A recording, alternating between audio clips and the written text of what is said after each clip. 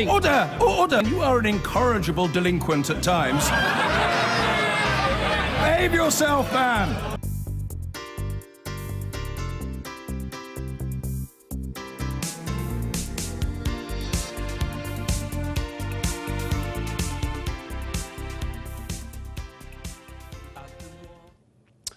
Well, he gave 5 hours of evidence before a Senate committee last night, and he's going to be back for more today. The founder of Facebook, Mark Zuckerberg, repeatedly apologised over the data breach and conceded users deserve better privacy protection. In a moment, we'll hear from Mr. Zuckerberg's co-founder, Chris Hughes. First, our US correspondent, Cordelia Lynch, was at the Senate to hear Mark Zuckerberg give evidence. Here's her report. A man who shuns the spotlight sits uncomfortably in the centre of it, the eyes and ears of the world tuned in as Congress demanded answers. Let me just cut to the chase. If you and other social media companies do not get your act in order, none of us are going to have any privacy anymore. That's what we're facing. The 33-year-old CEO began with a mea culpa. We didn't take a broad enough view of our responsibility, and that was a big mistake. And it was my mistake, and I'm sorry. I started Facebook, I run it, and I'm responsible for what happens here. So now we have to go through all of our relationship with people and make sure that we're taking a broad enough view of our responsibility. It's not enough to just connect people. We have to make sure that those connections are positive. He was poised, prepared, and acknowledged the company could have done more to prevent Russian meddling in the US election. One of my greatest regrets in running the company is that we were slow in identifying the Russian information operations in 2016. He also confirmed Facebook is working with Robert Mueller's special investigation team. But the millions of users hoping for an explanation about why they weren't told when their data was misused didn't exactly get one. Do you think that you have an ethical obligation to notify 87 million Facebook users? Senator, when we heard back from Cambridge Analytica that they had told us that they weren't using the data and had deleted it, we considered it a closed case. In retrospect, that was clearly a mistake. The college dropouts who built a company from scratch often sounded deferential. Senator, yes. Senator, I have not heard that. At times, though, it felt like he was a teacher and this was his classroom. Well, how do you sustain a business model in which users don't pay for your service? Senator, we run ads. Mark Zuckerberg offered remorse, talked about possible remedies and regulation, but what was most striking was how little some of those asking questions about Facebook understood it. And that illustrates how challenging forming laws could be. The dorm room developer seemed to survive the first round of a major new political battle, but some of his critics still see it as nothing more than a cynical piece of performance art. Cordelia Lynch, Sky News, Washington. Well, as Zuckerberg prepared to begin his testimony, I sat down with Facebook's co-founder, Chris Hughes, to talk to him about the company's issues, as well as his latest book, Fair Shot, Rethinking Income Inequality and How We Earn. I started by asking him why he chose income inequality as the focus for his book.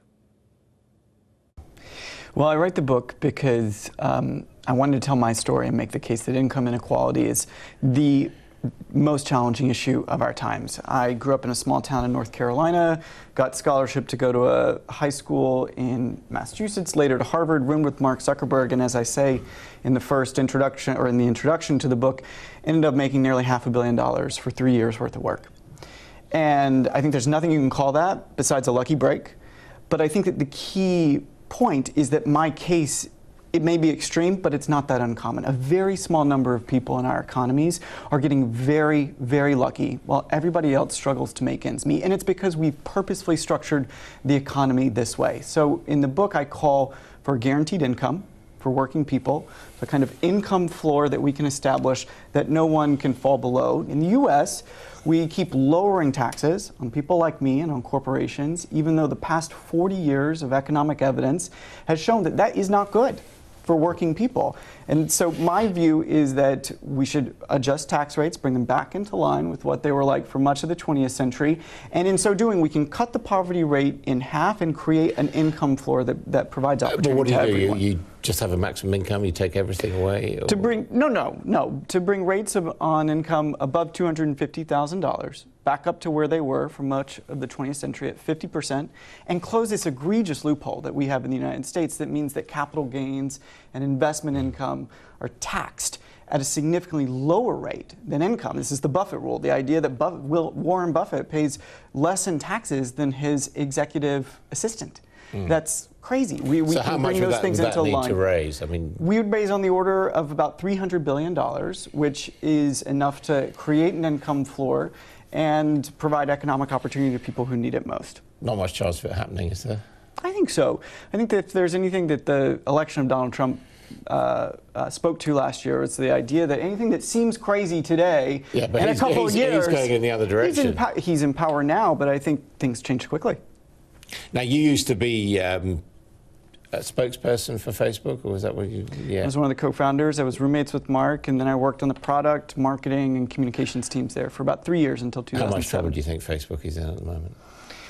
Well, I think it is a moment of reckoning for him and for the company. I think there are several major questions. The Cambridge Analytica scandal, in many ways, is really just the tip of the iceberg. There are fundamental questions about whether or not Facebook users really understand what data they're creating about themselves, who owns it, who gets to see it, when, how is it being monetized, et cetera. So they need to speak to those at the same time as we need to speak to the challenges that Facebook brings when it comes to democracy and elections. There's so many issues to tackle. I mean, there's been a big change, really, hasn't there, from when you developed it. It was a social network. You didn't really, I imagine, see the full potential of what was going on. But now, massively big business, making money from advertising and making money, in the end, from selling information about its users.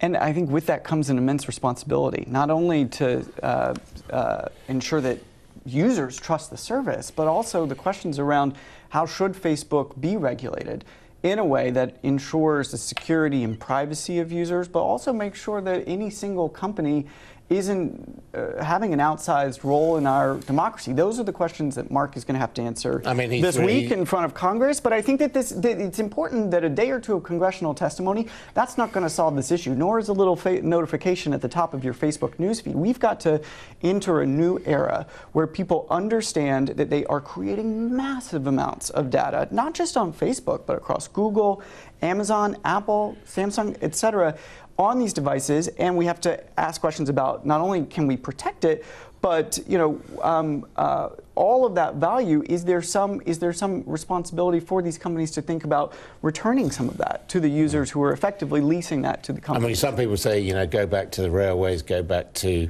energy and oil, and just break them up. That's one approach. I mean, the idea with Facebook today, the folks who make that argument, is that it's effectively a social utility, that that Facebook controls so much of the communications infrastructure that we need to think about people, over 2 billion people, that we need to think about either aggressive regulation that makes sure that Facebook understands the responsibility, or a world where these companies, Facebook, Google, perhaps Amazon and others, exist differently, like we did with the telcos. I think there's not a lot of momentum yet in Washington around that, but the question of how Facebook deals with this challenge today, I think, will be decisive in sorting through which direction that conversation heads. I mean, Mark Zuckerberg, you run with him at Harvard. I mean, it's not his fault, really, but I mean, does he really have the capacity now to get on top of this? Is he the right person to be running Facebook now? Well, I think many of the problems are his fault, and he said so himself very publicly. I think that there is a clear admission of responsibility and mistakes made that needs to happen now. But I was talking about his capability, really, because he was brilliant on code, brilliant about creating the company, but now, as you say, it's become such a powerful political entity. Well, it's a new era, and I think it's up to, a second generation of leadership or something like that. Well, I think that the company today, Mark is responsible for the situation that the company's in today, and I think he should be the person to fix it. And I think that, he has been at the center of Facebook since the beginning, since day one. As I talk about in the book, it's really been a mission for him, a kind of cause, if you will, more so than a company. And I think that as a result, he can understand the depth of the issues that Facebook has created and the all-encompassing kind of approach that they need to adopt. And what does he think about your ideas? Is he up for pay more tax? Well, he said last spring that Facebook would have never been created without his own kind of lucky break, and a universal basic income is the kind of thing that we should explore. I think a lot of people in the 1% understand that if we don't do something now, inequality is going to get worse and it's going to threaten the fundamental structure of our democracies. That is becoming increasingly clear. We just have to figure out how are we going to develop the political will to get something done in the short term. Chris Hughes, thank you. Thanks for having me. Chris Hughes there, and his old friend Mark Zuckerberg's testimony continues today. Coverage of that on Sky News. This time he'll be in front of the House Energy and Commerce Committee. The Facebook founder, Mark Zuckerberg, has repeatedly apologised over the social media site's data breach and conceded users deserved better privacy protection. Sky's Cordelia Lynch reports from Washington. A man who shuns the spotlight sits uncomfortably in the centre of it. The eyes and ears of the world tuned in as Congress demanded answers. Let me just cut to the chase. If you and other social media companies do not get your act in order, none of us are going to have any privacy anymore. That's what we're facing. The 33-year-old CEO began with a mea culpa. We didn't take a broad enough view of our responsibility, and that was a big mistake. And it was my mistake, and I'm sorry. I started Facebook, I run it, and I'm responsible for what happens here. So now we have to go through all of our relationship with people and make sure that we're taking a broad enough view of our responsibility. It's not enough to just connect people. We have to make sure that those connections are positive. He was poised, prepared, and acknowledged the company could have done more to prevent Russian meddling in the US election. One of my greatest regrets in running the company is that we were slow in identifying the Russian information operations in 2016. He also confirmed Facebook is working with Robert Mueller's special investigation team. But the millions of users hoping for an explanation about why they weren't told when their data was misused didn't exactly get one. Do you think that you have an ethical obligation to notify 87 million Facebook users? Senator, when we heard back from Cambridge Analytica that they had told us that they weren't using the data and had deleted it, we considered it a closed case. In retrospect, that was clearly a mistake. The college dropouts who built a company from scratch often sounded deferential. Senator, yes. Senator, I have not heard that. At times, though, it felt like he was a teacher and this was his classroom. Well, how do you sustain a business model in which users don't pay for your service? Senator, we run ads. Mark Zuckerberg offered remorse, talked about possible remedies and regulation, but what was most striking was how little some of those asking questions about Facebook understood it. And that illustrates how challenging forming laws could be. The dorm room developer seemed to survive the first round of a major new political battle, but some of his critics still see it as nothing more than a cynical piece of performance art. Cordelia Lynch, Sky News, Washington. Well, I'm joined now by Gregor Poynton, Head of Content and Brand at Portland Communications. Really good to talk to you this morning, Gregor. What did you make of Mark Zuckerberg's testimony yesterday? Yeah, I think he did pretty well, actually, given the context he found himself going into the hearing. I think there was a couple of things. I mean, he was obviously very well prepared in advance, and he's also, Facebook and him himself have dealt with a number of the issues that were raised going into the hearing. So therefore, he could already say he's taken action as a consequence of what's happened. And much of what the senators were actually looking at was things that he's already dealt with and has moved on from then. So overall, I think he'd be pretty happy with his performance, as none of the senators really laid a glove on him through the whole 5-hour hearing. 87 million people have had their personal information harvested by Cambridge Analytica. Is sorry enough? Say again? 87 million people have had their personal information harvested by Cambridge Analytica. Do you think sorry is enough?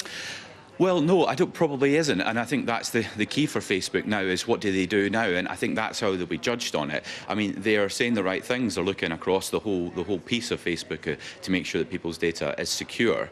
But I think if this continues to be a theme for Facebook, then I think users will move with their feet and leave, because essentially people are beginning to be alive to the fact that their privacy is under threat if their data isn't properly held, and what companies are getting access to that and what are they then doing with that is a key part of that.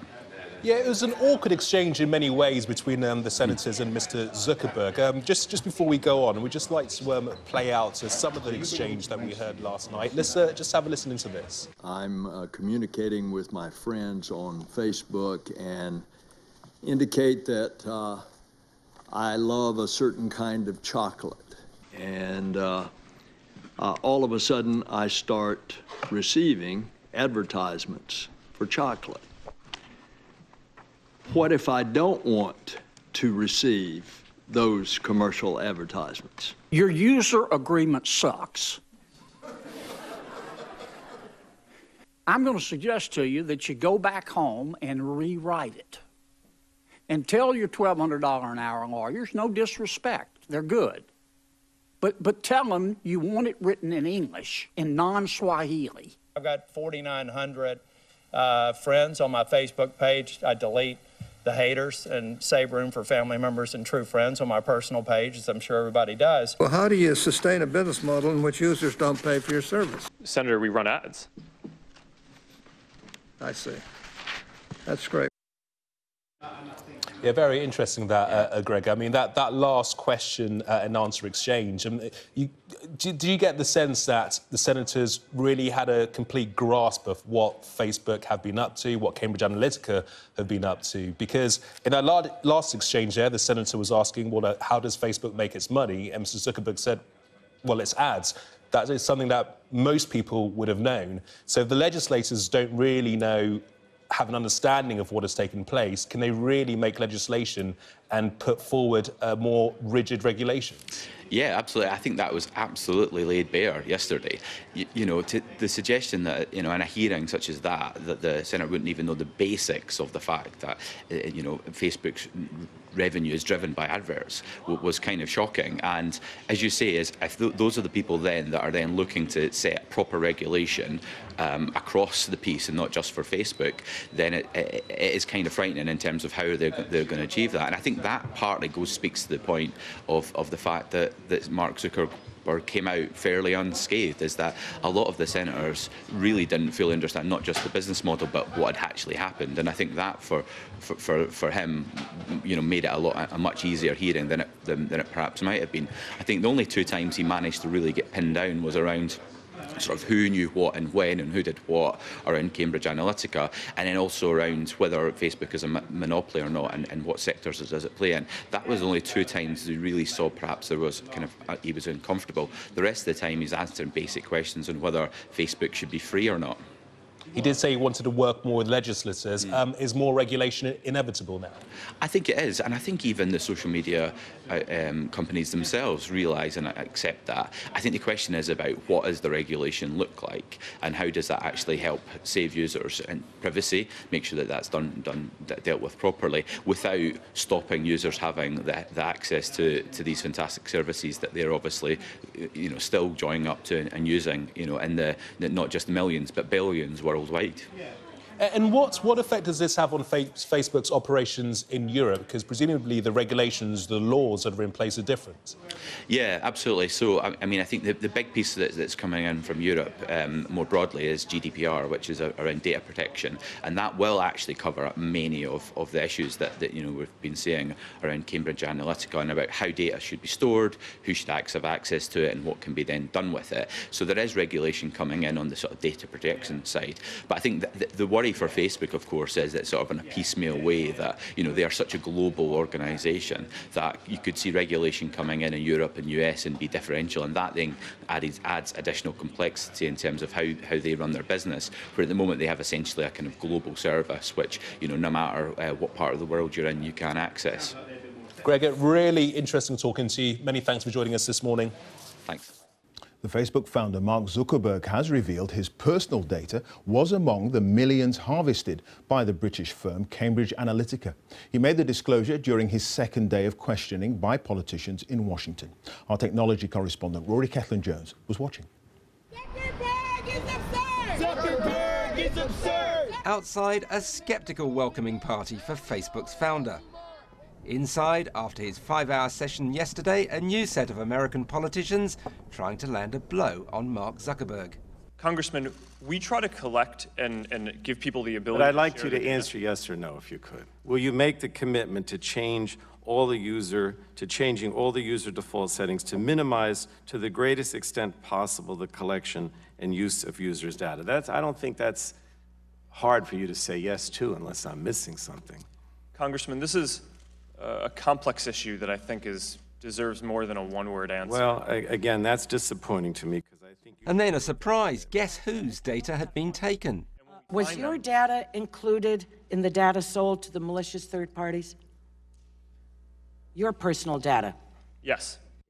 The scandal started with the Cambridge University researcher Dr. Alexander Kogan acquiring data. So was Facebook planning to sue him or the university? What we've found now is that there's a whole program associated with Cambridge University where a number of researchers, not just Alexander Kogan, although to our current knowledge he's the only one who sold the data to Cambridge Analytica, there were a number of other researchers who were building similar apps. So we do need to understand whether there was something bad going on at Cambridge University overall that will require a stronger action from us. One congresswoman zeroed in on the wide range of data collected by Facebook. You're collecting medical data, correct, on people that are on the internet, whether they're Facebook users or not, right? Congresswoman, yes, we collect some data for and you're collecting, you watch where we go. Facebook also gathers that data about where we travel, isn't that correct? Congresswoman, everyone has control over how that works. I'm going to get to that, but yes, you are. Would you just acknowledge that, yes, Facebook that's the business you're in, gathering data and aggregating that data? Congresswoman, I disagree with that characterization.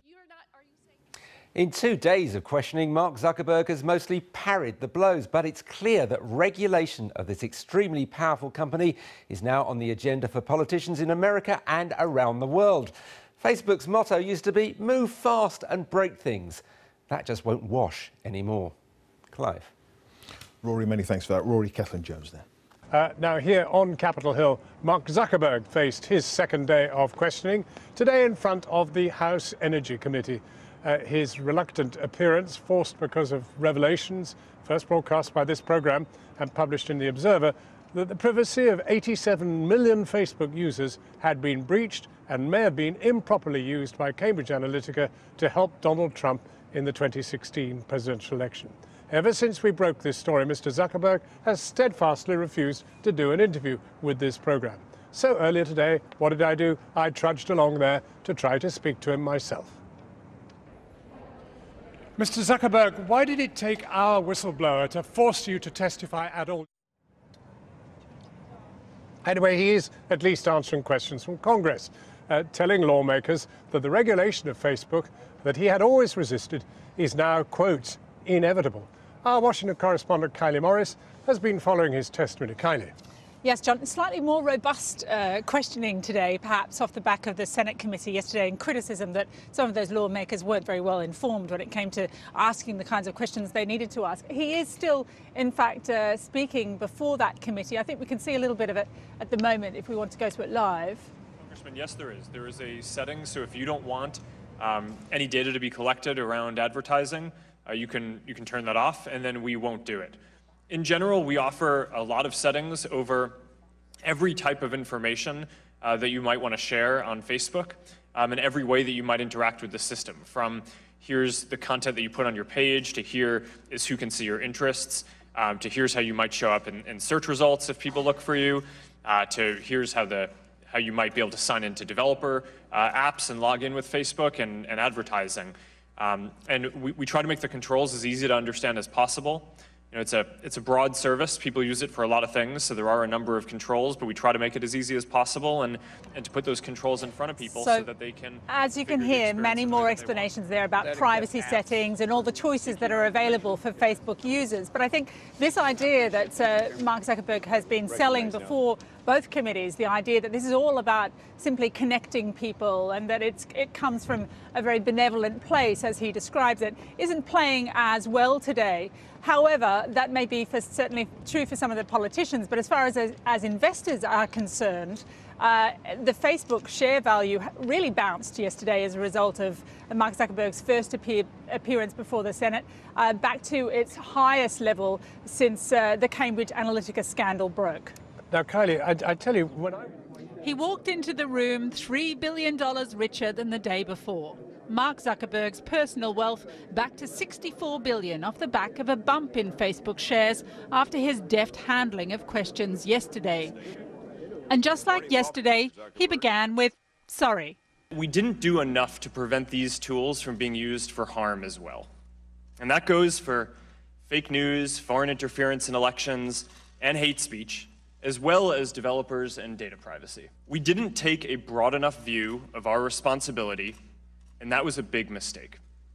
It was my mistake, and I'm sorry. A contrite billionaire, humbled by his mistakes, who just wanted to bring the world together. The Congresswoman from Illinois has already heard enough. You also have a long list of apologies. In 2003, it started at Harvard. I apologize for any harm done as a result of my neglect. 2006, we really messed this one up.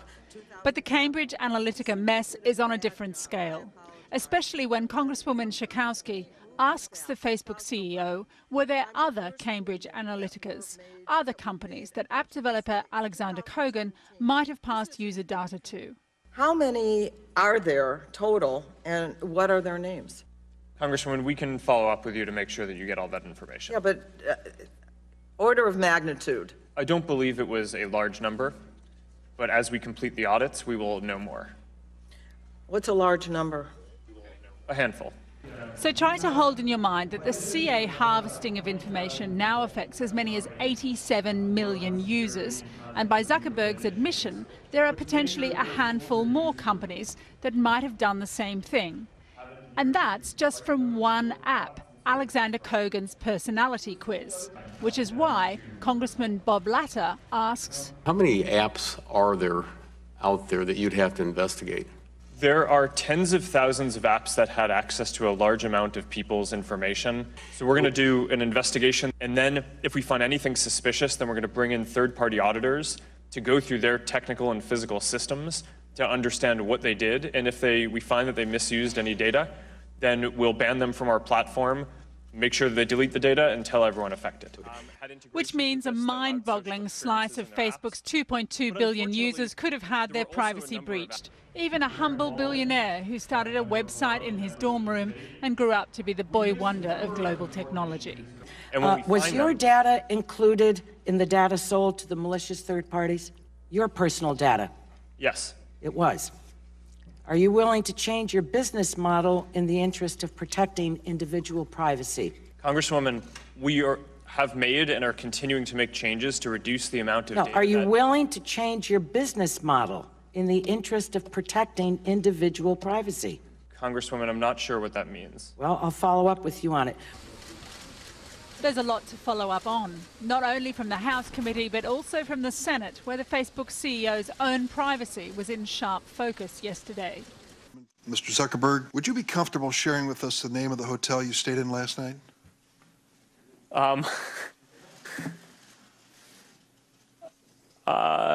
No. If you've messaged anybody this week, would you share with us the names of the people you've messaged? Senator, no, I would probably not choose to do that publicly here.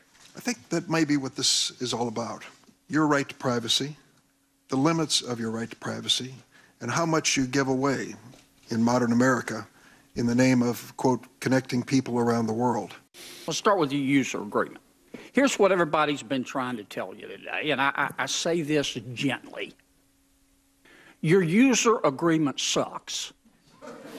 The all shucks down hominess of Senator John Kennedy from Louisiana belied a sharp determination to come at the tech titan with regulation. Now, here's what's going to happen. There are going to be a whole bunch of bills introduced to regulate Facebook. It's up to you whether they pass or not. You can go back home, spend $10 million on lobbyists and fight us, or you can go back home and help us solve this problem. They're going to have to go back and really think through a whole lot of things that came out of this testimony that I think may have some impacts on how we interact with the product as consumers and what they actually do as a company. Do they charge? Do they not charge? You know, how much of their data do they delete? Are we going to be more, are they going to be open to telling us about their transparency policies? I think all of that is just coming down the pipe. Mark Zuckerberg may have navigated safely the questions from Congress, but the pressure on his company to change remains. And if he can't find a way to do that, they'll find it for him. Now, interestingly, the congressional hearing today has been very much congressmen talking about regulation. But yesterday, the Senate was talking about, well, I caught up with a couple of them yesterday, a couple of the senators, and well, there was one from each party, and both seemed determined to give Mark Zuckerberg the benefit of the doubt and let Facebook find its own solutions to the various crises. So it's a bit of a shambles. What I wanted to ask you, Senator, is what you say to Facebook and to Mr. Zuckerberg about not having reported what he knew for 2 years. That seems to be very bad faith. It's a fair question. No, it's a fair question. But you seem to be quite generous to him in a way. No, I'm trying to sum up from 35,000 feet, and I only got 5 minutes. We're going to have more hearings, but this issue's not going to go away, and that issue will be brought up. But I'm more interested right now in how to fix this problem. Senator, do you think he's and I think it can be fixed, and I think Facebook knows how to fix it. Let me put it another way. If Facebook doesn't know how to fix it, we got a lot bigger problems that are being presented in this hearing room, and that's been the worry all along. This privacy problem and propaganda problem is too big for Facebook to fix, and then we've got a real problem. Given that Facebook knew for over 2 years what was going on, and that it took a whistleblower to reveal what's happened, are you satisfied that Facebook really mean business now to deal with this? Well, I think this hearing is an important first step, but it is just a first step. I thought it was very important for Mr. Zuckerberg to come here today. What I've been focusing on is that Facebook's business model is really a model that isn't set up to protect privacy at the level that its consumers and our constituents believe is appropriate.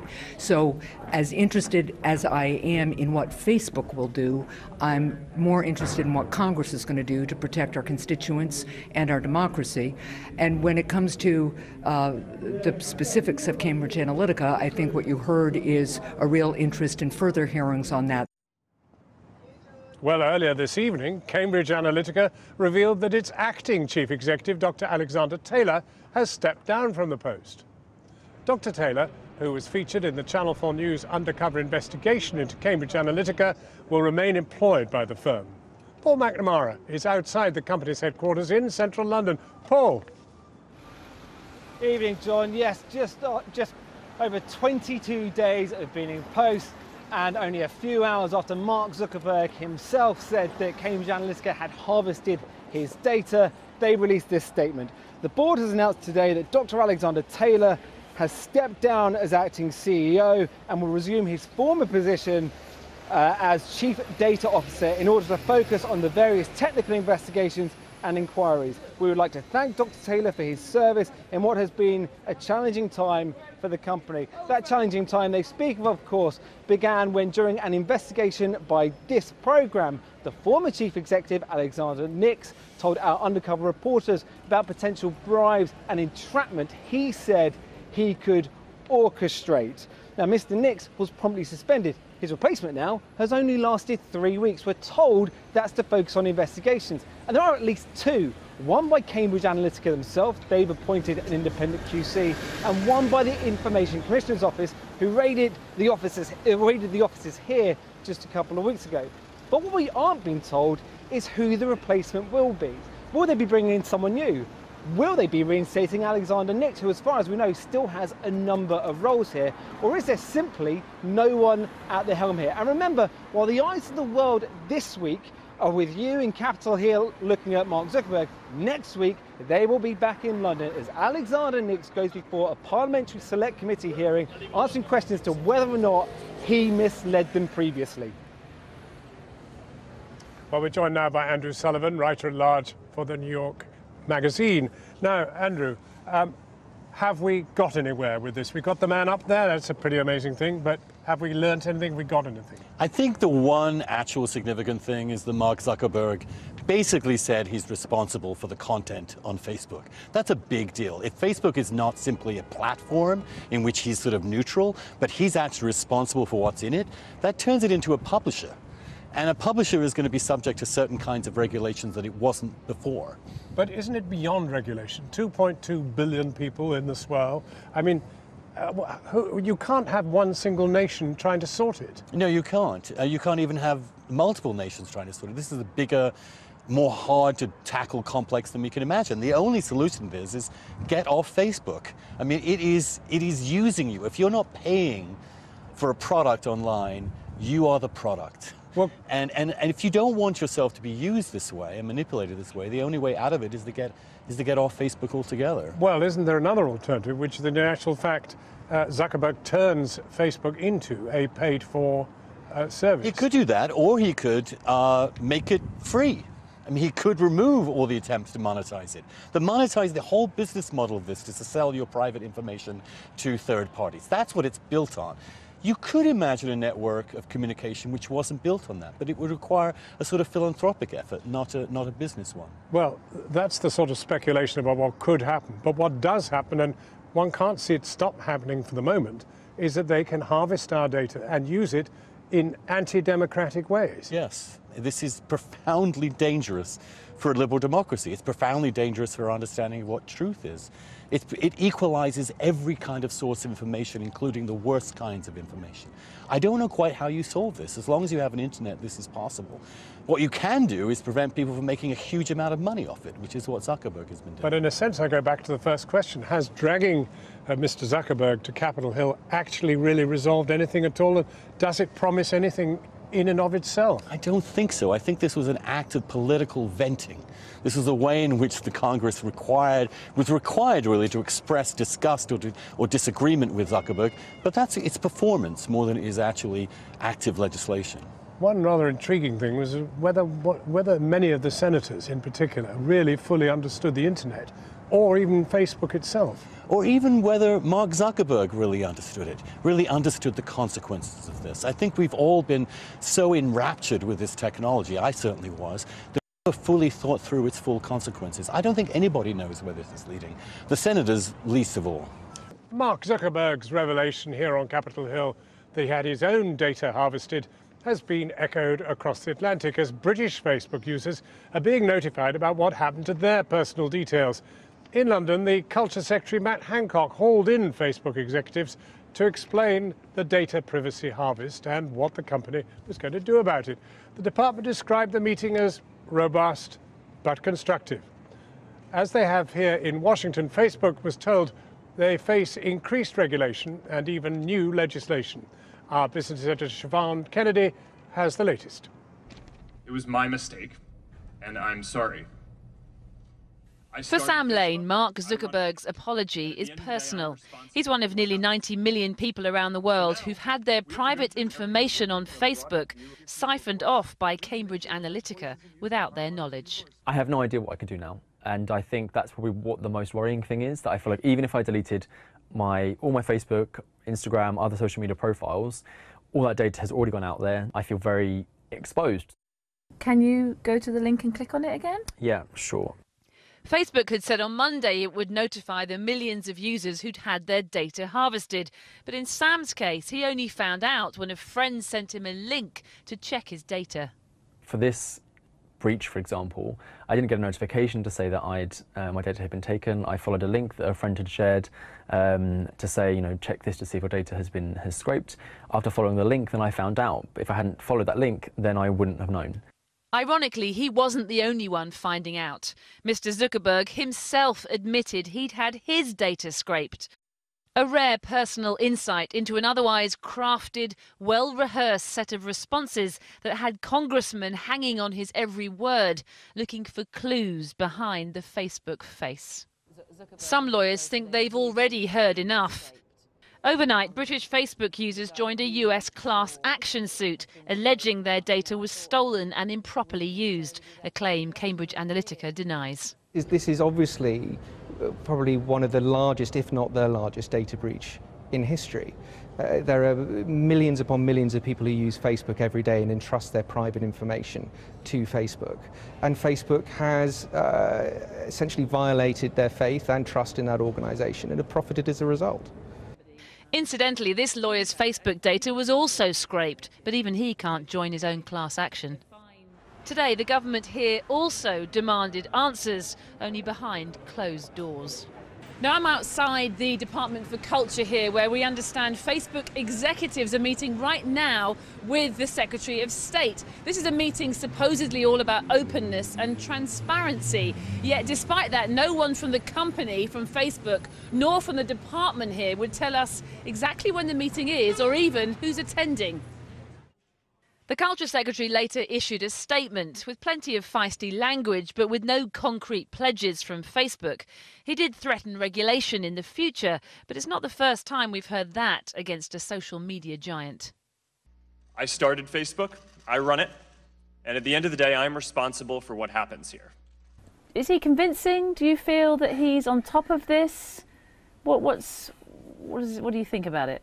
I mean, it's great to apologise, but to apologise to the Congress and the Senate in the US doesn't do an awful lot for me here in the UK. He said he's not coming here, and he's going to send one of his people. That doesn't give me an awful lot of confidence. And this is all about confidence and trust. Look into Mark Zuckerberg's eyes. You decide. Siobhan Kennedy. Well, Mr. Zuckerberg is still answering questions in the House. Kylie Morris is with me again. Kylie, are they getting anywhere? I think they're getting further than they were getting yesterday, certainly. They've been much more pointed in their questioning of him, asking him repeatedly, questioning him on issues like, you know, when they found out that data was being harvested, why didn't they inform people? Why was there the lag? So trying to get down to the kind of very practical problems that Facebook failed to address.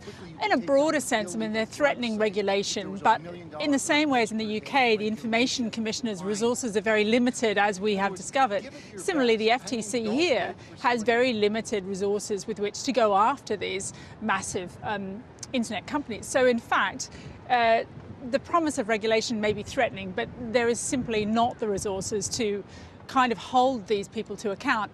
On the upside, we're all much more aware of these issues now. I mean, we're all learning about privacy settings. If we hadn't thought about it before, then certainly a lot of people are now beginning to realise that they have settings on their accounts, that they can make decisions and they can in some way work to safeguard their own information.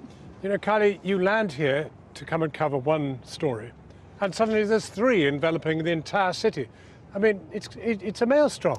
I think the President is proving to be a ringmaster, which is what we recognised even as he was running for office. He is someone who thrives on controversies, unlike other politicians, in the sense that when a controversial issue appears before him, rather than trying to kind of dampen it down, he inflates it. And he tweets, and he gets angry, and he sacks people, and he's emotional. Now, even while for a sector of the American kind of society, that renders us all uncomfortable. It makes us worried and anxious and leads to a great deal of criticism of him. On the other side, I mean, his popularity ratings among Republican voters in the US are higher and higher and higher. So even as other people panic about this, others thrill to the fact that he is not predictable and that he's keeping everyone on their toes. Kylie Morris.